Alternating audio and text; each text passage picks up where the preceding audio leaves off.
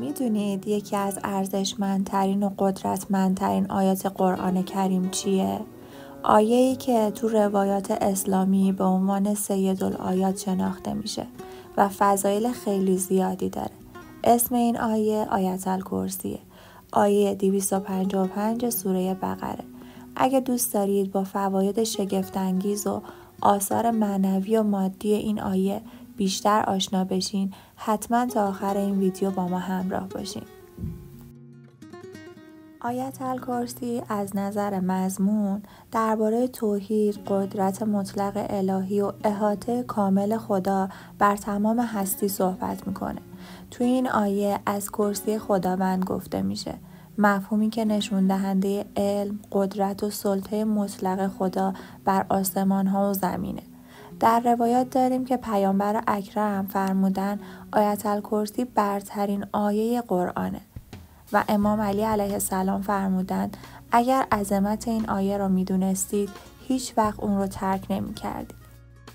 اما این آیه فقط یه متن نیست، بلکه یه دریچه است به سمت یه عالم نورانی و حفاظتیه که اثراتش تو زندگی روزمره ما هم کاملا قابل مشاهده است.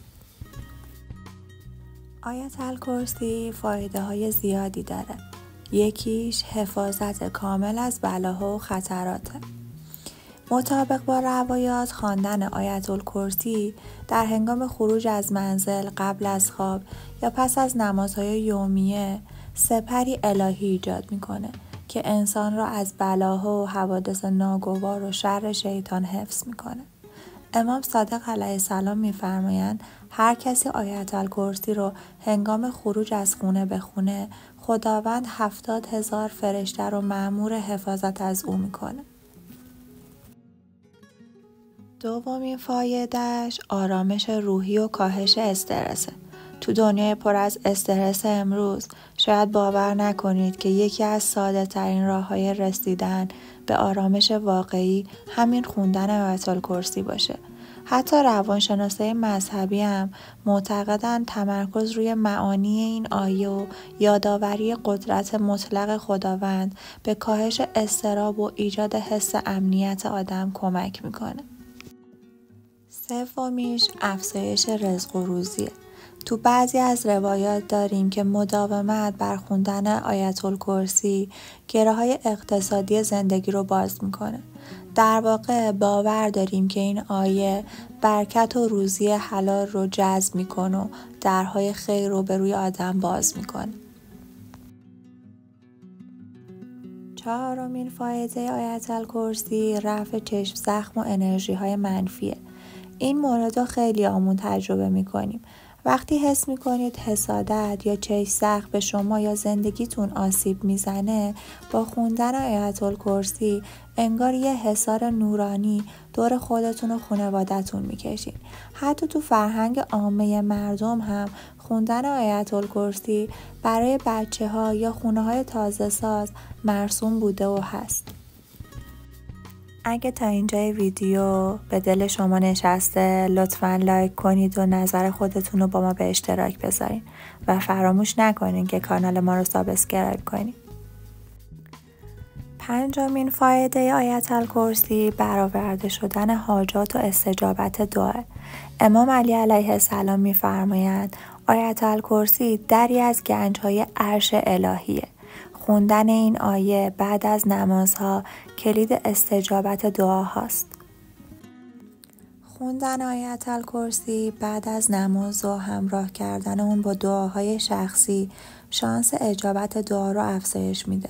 تو روایات اومده که ملائک مأمور رساندن دعای چنین افرادی به درگاه الهی هستند. ششمین فایده این آیه در امان موندن تو سفره. سفر همیشه با نگرانی‌های همراهه، مخصوصا تو گذشته که امنیت راه‌ها کمتر هم بوده. خوندن این آیه پیش از سفر به عنوان یه دعای راهیاری شناخته میشه. تو روایت داریم هر کسی موقع خروج از خونه این آیه رو بخونه، خداوند فرشته‌ای رو مأمور میکنه تا از اون و اموالش حفاظت بکنه. هفتمین فایده این آیه که به نظر من مهمترینش هم هست، افزایش نورانیت قلب و نزدیکی به خداست. شاید بزرگترین فایده آیت الکرسی همین نزدیک شدن به خدا باشه. هر بار که این آیه رو میخونیم یادآوری میکنیم که خداوند همه چیز رو میبینه و میدونه و تحت کنترل داره. این یادآوری قلب ما رو نورانی و پاک میکنه. شاید براتون جالب باشه که بدونین تو طول تاریخ بزرگای دین و حتی مردم عادی بارها تجربه‌های شگفت‌انگیزی از خوندن آیت الکرسی نقل کردن. مثلا علامه طباطبایی میگه که هر وقت در امور زندگی به مشکل برمیخوردن با توسل به این آیه گره از کارشون باز میشده. حتی تو خاطرات جنگ خیلی از رزمنده ها گفتن که قبل از عملیات ها با خوندن آیت الکرسی به دل دشمن می زدن و احساس امنیت و آرامش عجیبی بهشون دست می داده. این تجربه ها نشون میده آیت الکرسی فقط یه متن نیست، بلکه دریه به سمت یک نیروی واقعی و محافظ الهیه.